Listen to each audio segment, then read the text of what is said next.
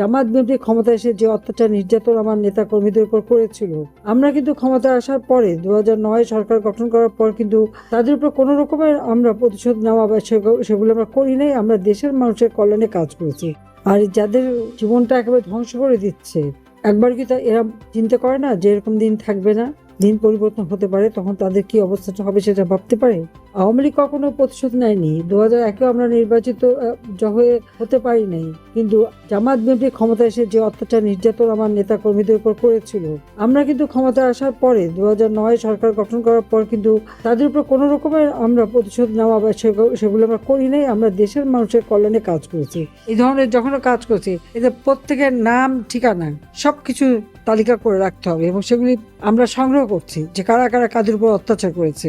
ইউনূস ক্ষমতায় এসে দেশের উন্নতি করে ফেলবে এটা যারা ভেবেছিল তারা এখন লজ্জা পায় না। উন্নতি তো দূরের কথা, দারিদ্রের হার বাড়িয়ে দিয়েছে, জঙ্গি শাসন শুরু হয়ে গেছে, লুট করা সব অস্ত্র মানুষের হাতে, তাছাড়া সেই স্নাইপার রাইফেল 7.62 বুলেট এই আজকে চারিদিকে ছড়িয়ে পড়ছে। মানুষের ঘরে শান্তি নেই, নিরাপত্তা না, রাস্তায়ও নিরাপদ না। আওয়ামী লীগকে ধ্বংস করবে বলে আওয়ামী লীগের অগণিত নেতা কর্মীকে হত্যা করছে, মারছে, জেলে দিচ্ছে, মামলা দিয়ে হয়রানি করছে। কত মামলা দেবে?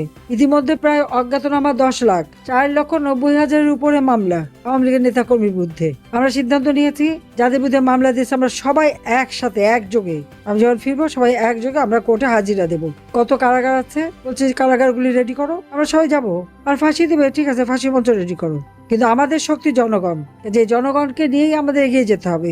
আর জনগণের কল্যাণেই কাজ করেছি, জীবনের সবকিছু হারিয়েছি, সব ত্যাগ করেছি শুধু জনগণের পাশে থাকার জন্য, তাদের ভাগ্য পরিবর্তন করার জন্য। আজকে দাবি করতে পারি যে সেটা আমরা করেছি, কিন্তু সেগুলি ধ্বংস করেছে এই বাটপার ইউনূস আর তার দোসর জঙ্গি সন্ত্রাসী তারেক আর জামাত বিএনপি, এরা মিলে। এরা দেশের স্বাধীনতা বিশ্বাস করে না, মানুষের জীবনমান উন্নয়নে বিশ্বাস করে না। এবং আমার করা প্রজেক্ট যে একনেকে আমি পাশ করে গেছি, যেমন মেডিকেল কলেজে 19টা মানে তাদের আবাসিক হোস্টেল হবে, ওরা তো আমারই করা। আমি তো 2023 সালে এটা একনেকে পাশ করা। এরকম যে সমস্ত কর্মসূচিগুলি পাশ করে গেছি, হ্যাঁ তারিখ যে একটা ভালো করছে সেগুলি সে কার্যকর করছে, যদিও ওই নাম নেওয়ার চেষ্টা করছে নিজের, কিন্তু এগুলি রেকর্ড আছে আমার কাছে সব, কোনটা কত তারিখে কত টাকা সব আছে। কাজে আমরা কাজ করি, আমরা দেশের কথা চিন্তা করি, মানুষের কথা চিন্তা করি। আর এরা আসে লুটপাট করতে, জনগণের ভাগ্য নিয়ে ছিনিমিনি খেলতে আর লাশ ফেলতে। আর ভেবেছে আওয়ামী লীগ হত্যা করে আওয়ামী লীগ শেষ করে দেবে। আওয়ামী লীগ শেষ করতে পারবে না। আওয়ামী লীগ কোনো অবৈধ সরকারের পকেট থেকে জন্ম নেওয়া পার্টি না। আওয়ামী লীগ মাটি ও মানুষের সংগঠন।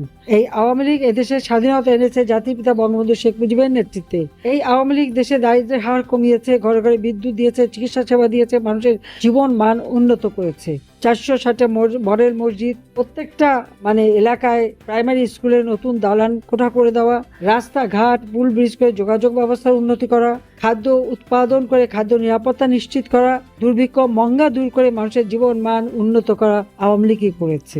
ইনশাল্লাহ আওয়ামী লীগ আবার করবে মানুষের জীবন মান উন্নত। কাজে আওয়ামী লীগ একটা নীতি নিয়ে, আদর্শ নিয়ে, মুক্তিযুদ্ধের চেতনা নিয়ে কাজ করে, তাই জনগণের সেবক হিসেবে কাজ করে, জনগণের সেবা করে। এর মাঝখানে লুটেরা এসে সব ধ্বংস করে। কাজে এদের হাত থেকে দেশকে রক্ষা করতে হবে, সবাইকে ঐক্যবদ্ধ হতে হবে। যে সমস্ত কমিটিগুলি নাই, খুব দ্রুত যারা কাজ করেছে এই দুঃসময় তাদেরকে নিয়ে কমিটিগুলি করে দিতে হবে এবং জনগণের পাশে দাঁড়াতে হবে। যে সমস্ত উন্নয়ন করেছি সেটা যেমন মানুষের কাছে তুলে ধরা, লিফলেট করে করে, আবার যে অত্যাচার নির্যাতনগুলি হয়েছে সেটাও তালিকা করে সেটাও নিয়ে আসার, যে একেবারে বিশ্বব্যাপী যে সব প্রচার করতে পারি। যে মিথ্যা ভুয়া যে রিপোর্ট জাতিসংঘ দিয়েছিল, কই আজ পর্যন্ত তো সে দেখাতে পারেনি।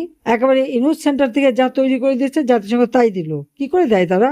একটা আন্তর্জাতিক সংস্থা যখন একটা রিপোর্ট দেবে সেখানে তো তাদের সত্যতা বলে কিছু থাকবে। আমি এই রিপোর্টগুলি আমি পড়ি, এখন আমি পড়েছি, প্রত্যেক জায়গায় যা তৈরি করে দিয়েছে তাই কোনোটা যাচাই করে দেখেনি। কোনো নিউজ দিতে পারবে না। সাংবাদিক নির্যাতন, আইনজীবী নির্যাতন, প্রধান বিচারপতি থেকে শুরু করে বিচারপতি নির্যাতন, আর আওয়ামী লীগ সংখ্যালঘু সম্প্রদায় এরা তো আছেই।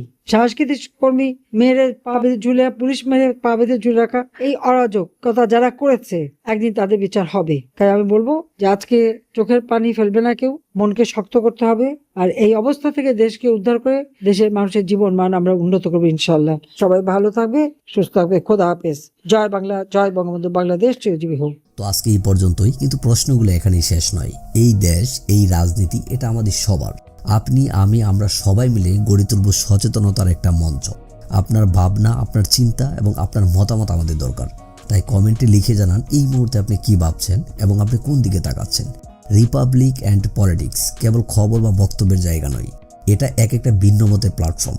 এখানে প্রশ্ন করার সাহস আছে, সত্যের পেছনে ছুটে চলার স্পর্ধা আছে। চ্যানেলটি ভালো লাগলে অবশ্যই সাবস্ক্রাইব করে পাশে থাকুন, কারণ একটা ক্লিকেই হতে পারে হাজারো অন্ধকার ভেদ করে আলো খোঁজা শুরু। ফিরছি পরের পর্বে আরও খোলামেলা বিশ্লেষণ নিয়ে। সে পর্যন্ত সবাই ভালো থাকুন, সুস্থ থাকুন। আল্লাহ হাফেজ।